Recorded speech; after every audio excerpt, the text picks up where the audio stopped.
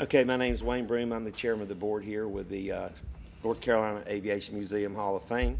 I'm here today with Alva Freeman Jr., son of Alva Freeman, World War II veteran, B-17 waist gunner, who was shot down, POW, and survived it all, and left the war in 1945.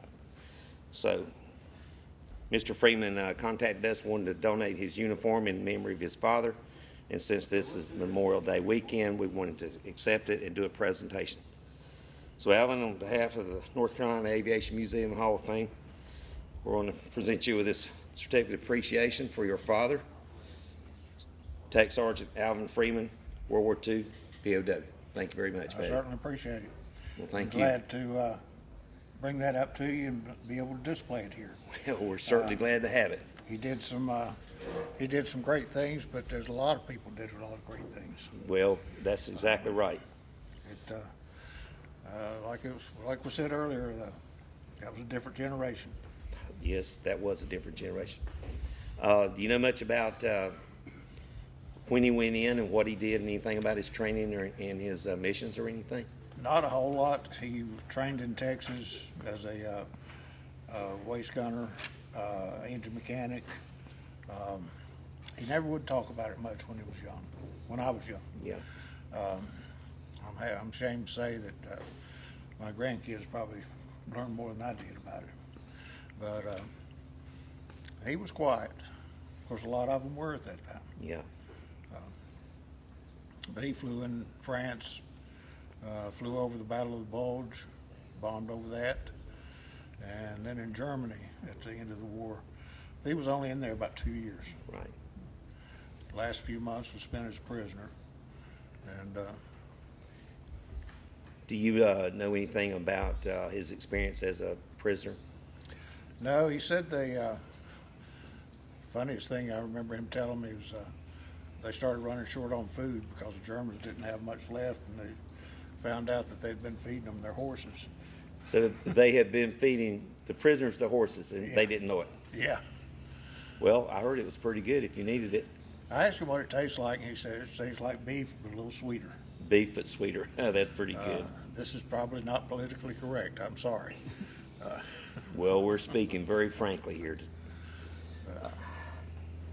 Well, when he got out, did he pursue aviation or military, or he just become a civilian?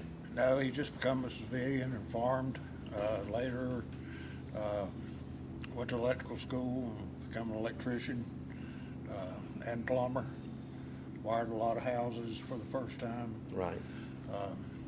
Plumbing for the first time in a lot of houses around Montgomery County, Randolph, Moore.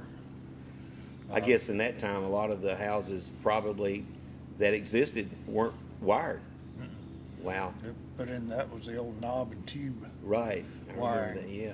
on the ceiling. Put in first bathrooms for a lot of people. Later, he retired from that, or not retired, but stopped and went to work for Eveready. Eveready in Ashboro? Yes, Wow. Good for him. he ended up retiring there. He was an electrician there.